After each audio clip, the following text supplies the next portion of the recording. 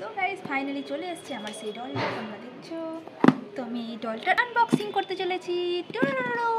So ঠিক আছে, তোমাদের জন্য যে ডলের ভিডিওগুলো বানাবো আমি, তার জন্য আমি ডল অর্ডার করেছি।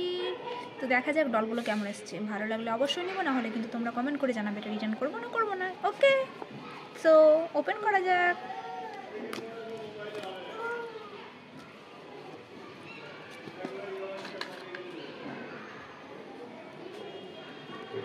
সো এটা ওপেন করছি, যদি ভালো লাগে তো অবশ্যই এটা নিব। তোমরা কিন্তু অবশ্যই কমেন্ট করে জানাবে, ঠিক আছে, এটা যদি তোমাদের ভালো লাগে।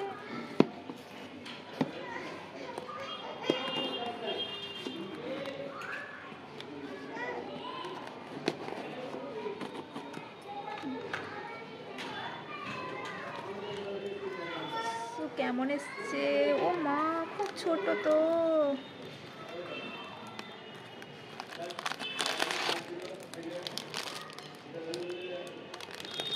বলেছিল এক, দিয়েছে আর এক। সো এগুলো আমার খুব একটা চাবির ঋণ।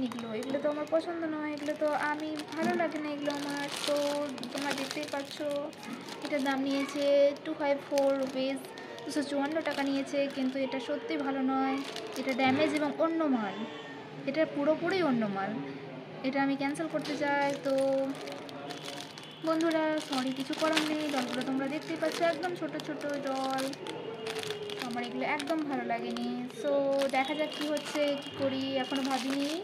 আমি তোমাদেরকে অবশ্যই বলবো। তো ডলগুলো ভালো লাগলে অবশ্যই কমেন্ট করে জানাবে বন্ধুরা। সো এই দুটোই হলো আমার নতুন ডল, যেগুলো আমি অর্ডার দিয়েছিলাম। তো আমার এগুলো মোটেই ভালো লাগেনি, কারণ আমি অর্ডার দিয়েছিলাম মুভেবল ডল, যেগুলোর হাত পা সবগুলো মুভেবল করবে।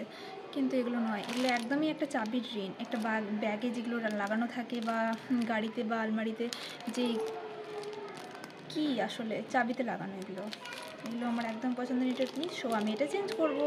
So by.